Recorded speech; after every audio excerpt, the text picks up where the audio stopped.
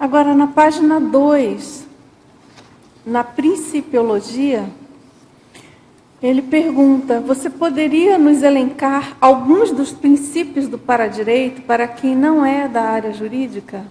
Um dos princípios é exatamente esse que a gente colocou. A questão, por exemplo, de você saber até onde ir e até onde chegar numa situação dessa. Uma situação dessa, ela obviamente implica uma série de autoquestionamentos. A gente até coloca aí o binômio autoquestionamento, omniquestionamento.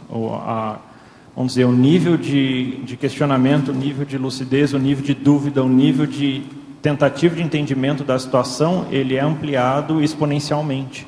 A pessoa, ela sai da microvisão e passa automaticamente para uma cosmovisão praticamente heteroimposta ou autoimposta a partir da situação vivenciada.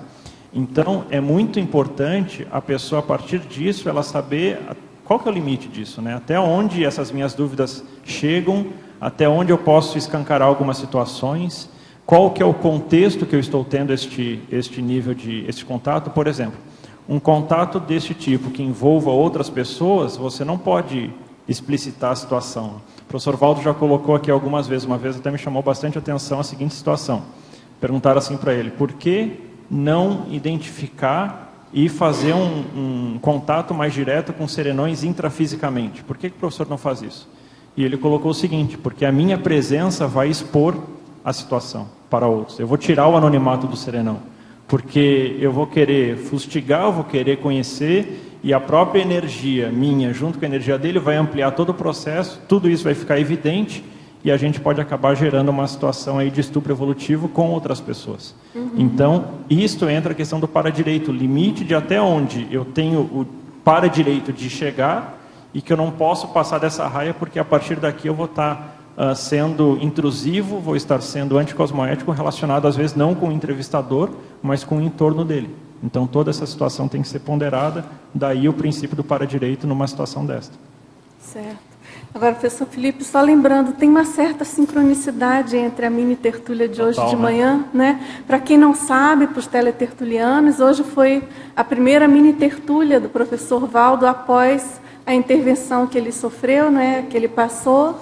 Dos estentes, ele está muito bem, ele está ótimo, com toda a corda e tudo. Então, ele comentou conosco a oportunidade que ele teve numa projeção, né? Ele teve uma projeção e teve encontro com a Consciex e a equipe, né? Várias Consciexes relacionadas ao incógnito, que é uma Consciex livre. Então, ele teve a oportunidade de acessar informações e também memória dele. Teve uma retrocognição depois, clareando como que ele conheceu essa Consciex, essa atual Consciex livre, denominada incógnito. Então, na verdade, com certeza foi um mega encontro, mega crítico, que ele pôde fazer assistência em algum momento, né? Ele não entrou em detalhes, enfim, não cabe aqui, mas, de todo modo, ele contou que foi, para nós, como sendo um exemplo de uma assistência que ele fez. Na época, então, ele era um serenão, hoje ele é uma Consciex livre. O incógnito. O incógnito, ele incógnito. Essa consciência a quem ele prestou ajuda, né? Então, isso faz a gente refletir sobre a importância, e tem muito a ver, totalmente a ver, com o tema, com o impacto de um encontro crítico nosso na condição de pré-serenões, né, com uma consciência ou consciex bem mais evoluída. Perfeito, tá certo? Pessoal, eu passo a palavra então a vocês. Felipe, aí. Oi, aqui. Ali na fatologia, na primeira página, na última linha, tem ali a hiperacuidade na identificação de situação evolutiva singular. Às vezes no dia a dia assim da gente, às vezes as coisas são tão corridas assim, né? Então, tanta coisa para fazer, tão atribulada, e a gente vai tocando as coisas uma depois da outra, né? E às vezes passa batido alguma situação, algum encontro que poderia ser um encontro diferenciado em relação a que sinais tu usa, ou como é que tu vê isso, né? Eu entendo que a gente tem que tornar aquele princípio que as consciências mais lúcidas estão por aí de modo mais prático. Ou seja, o que eu quero dizer com isso? Às vezes, na conscienciologia, nós temos a indução de entender esses princípios conscienciais mais evoluídos tal qual uma questão mítica, uma questão assim fora da realidade, uma questão irreal, uma questão onde a pessoa ela não pode ter um contato. Enquanto eu percebo que é justamente o contrário. Por exemplo, a maioria de nós, se não todos, já tivemos esses contatos. Com, por exemplo, serenão, eu não penso ser uma situação atípica para a nossa condição hoje. Por exemplo, hoje de manhã, estavam 2 aqui. Então, assim, essa situação, ela tem que ser mais prática, mais vivenciada, mais... a pessoa ela tem que, de fato, ter a prospecção de querer ter o contato e ter a identificação dessas situações. Houve uma dinâmica parapsíquica que, para mim, foi bem marcante, onde uma pessoa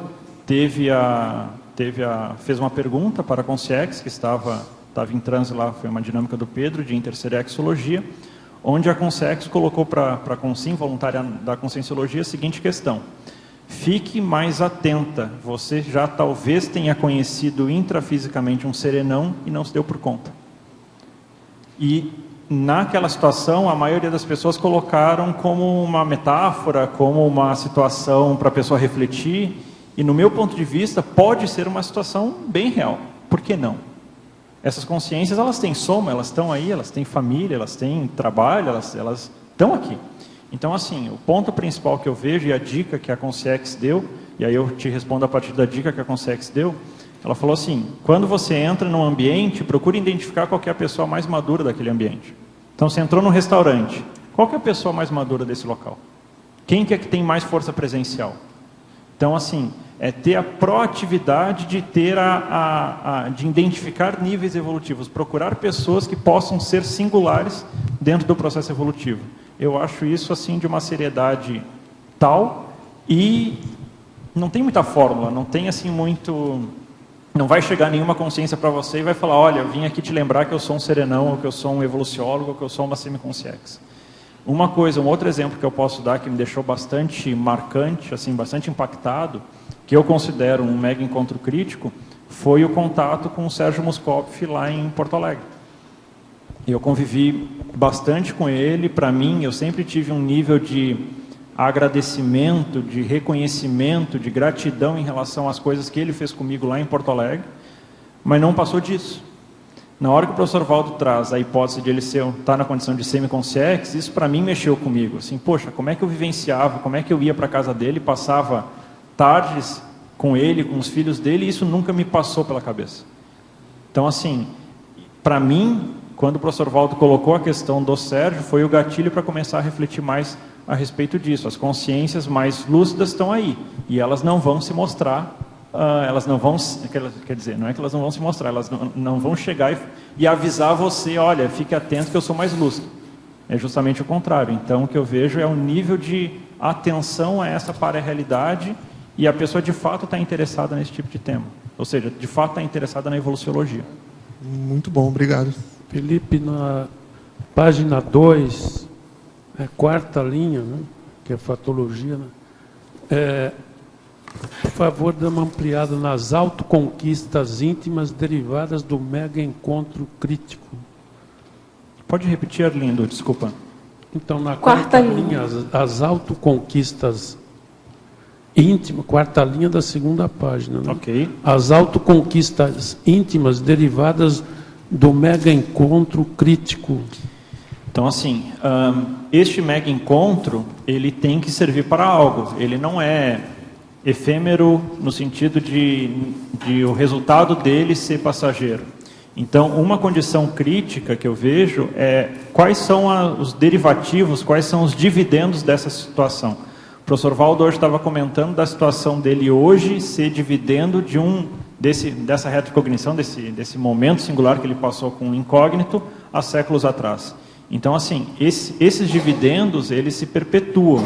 E qual que é o nível de autolucidez da consciência para conseguir tirar partido desses dividendos? Então, eu coloquei ali, logo a seguir, algumas ideias, alguns temas que eu vejo que são prioritários dentro dessa condição. Por exemplo, o reavivamento do mega trafora adormecido.